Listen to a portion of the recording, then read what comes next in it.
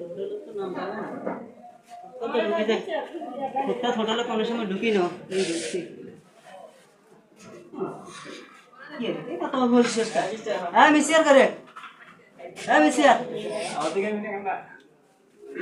জি জি sir sir বলেন আপনার কি সমস্যা? এগুলো অপরিষ্কার কেন স্যার এগুলো এই যে ওই লোকে খাইছিল তো এই কারণে আমরা এখনো পরিষ্কার করি না এখনো পরিষ্কার সাত আর বুঝতে গেল আমার ফিরে দিচ্ছে আর তো খালি কে সরা আমাদের ঢাকা এসে তো সাত আর ভাবলো কি এই দিগাস তাহলে মোর অপরিষ্কার কেন সরি স্যার আমি আবার সাদা হোটেলে খাই না বুঝছো না না না স্যার না না সরি স্যার সেটা আপনি দেখলে বুঝা যায়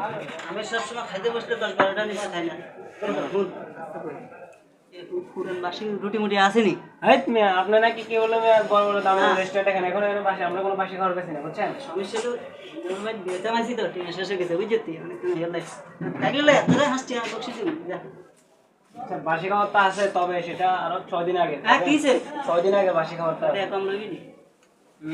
একটা বেলা কম দিন তোর দুটো বকশিস নি আচ্ছা আচ্ছা আচ্ছা নাহলে মোগলাগুলা খান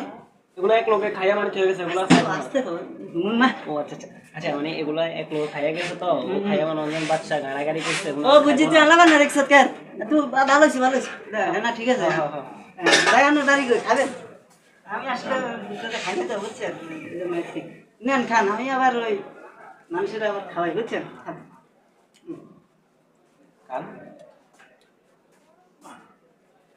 এটা স্বাদ হয়েছে রে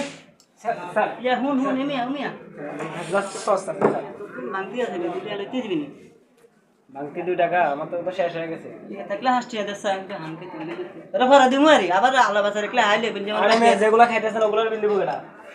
এগুলো বিল না লাগবে নি অবশ্যই তুই আর আদি উদি খাবা আবার এনে বিল দিতে হবে কিন্তু কোনটা ঠিক আছে বড় কোনটা থেকে এটা আমরা বিক্রি করি আমরা নিজে তো কিছু বাসি খাবার চাই আমরা তো বাসি খাবার দিন আমরা ইনটেক খাবার দিছি এক লোক লাগে বানাইছে লোক খাই না এগুলো আপনারা দিছি দেখো